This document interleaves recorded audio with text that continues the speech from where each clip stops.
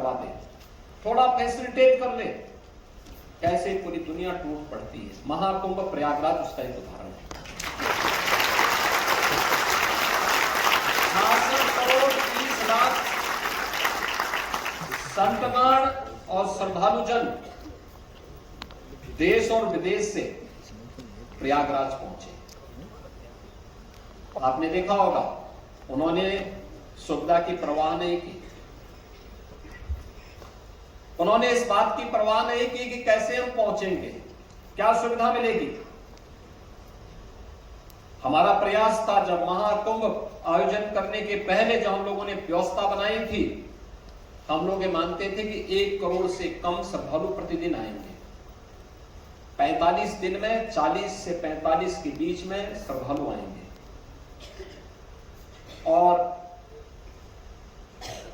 हम लोगों ने प्रयास किया था कि संगम नोद से 3 से 5 किलोमीटर की दूरी पे 5000 एकड़ क्षेत्रफल में हम लोगों ने पार्किंग की व्यवस्था दी।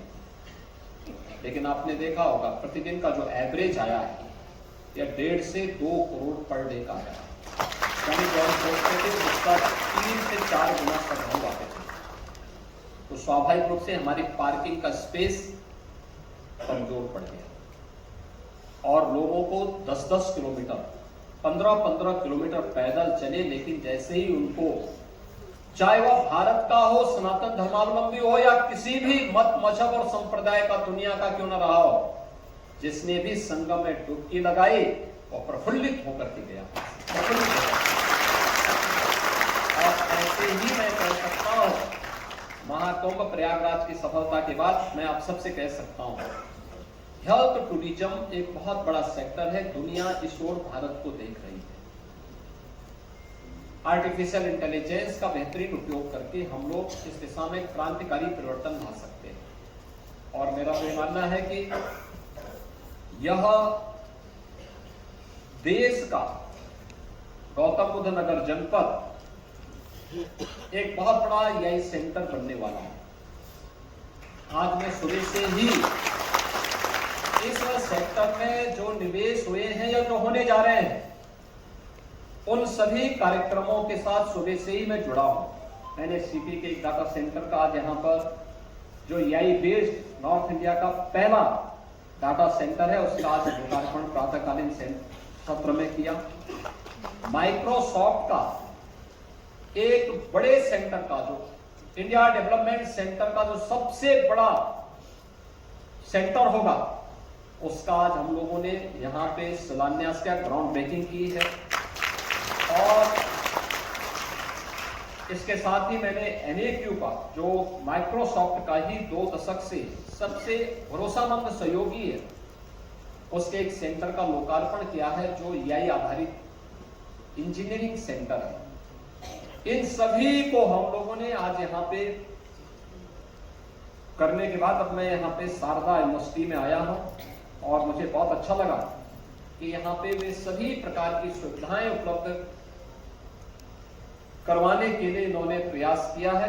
गुप्ता जी ने प्रयास किया है, जो हमारी NCR की और उत्तर प्रदेश की आवश्यकता थी, जिसके लिए उत्तर प्रदेश के नागरिकों को बाहर जाना होता है।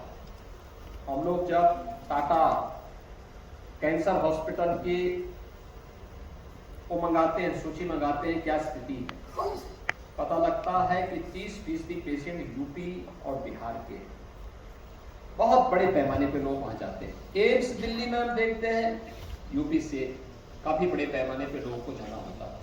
जब इस प्रकार की सुपर स्पेशलिटी की फैसिलिटी सुविधा हम उत्तर प्रदेश के अंदर यहाँ के हॉस्पिटल्स में उपलब्ध करवाएंगे, चाहे वह ऑन्कोलॉजी का हो, कार्डियोलॉजी का हो, नेफ्रो का हो, न्यूरो का हो, वो स्वाभाविक रूप से घर के पास ही लोगों को सुविधा प्राप्त होगी।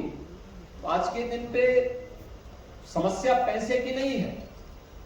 आयुष्मान भारत में भी पैसा मिल रहा है, मुख्यमंत्री जन आरोग्य योजना में पैसा दे रहे हैं, सरकारी कर्मचारियों के लिए और विभिन्न कंपनियों के द्वारा भी अपने कर्मचारियों के लिए कैशलेस फैसिलिटी उपलब्ध, हेल्थ की उपलब्ध करवाई गई है।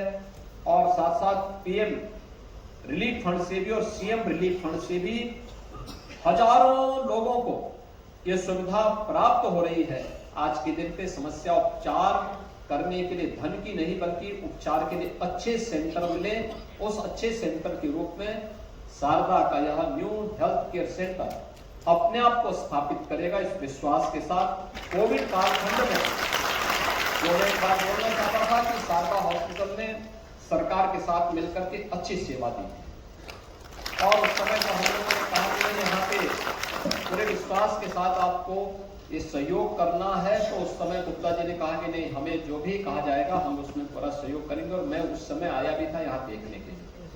यहाँ शारदा हॉस्पिटल का मैंने उस समय निरीक्षण किया था। मैंने पूछा था कितने बेड्स आप उपलब्ध करवाएंगे। उन्होंने कहा हमारे पास जितनी भी सुविधा हम देंगे, लेकिन 400 से हम इसकी शुरुआत कर रहे हैं।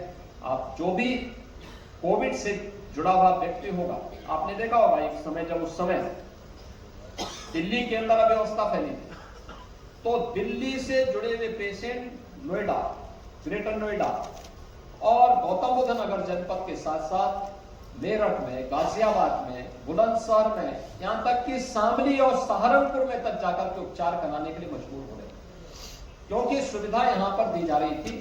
और उस सुविधा के लिए मैं शारदा ग्रुप को हृदय से धन्यवाद दूंगा कि उस समय गौतम बुद्ध नगर जनपद के हमारे जितने भी हॉस्पिटल्स थे उस समय लोगों ने, चाहे वह शारदा ग्रुप के रहे हो, कैलाश ग्रुप के रहे हो, जितना भी इनको कहा जाता था, ये लोग उसमें सहयोग करते थे और हर प्रकार से लोगों के साथ खड़े होते थे।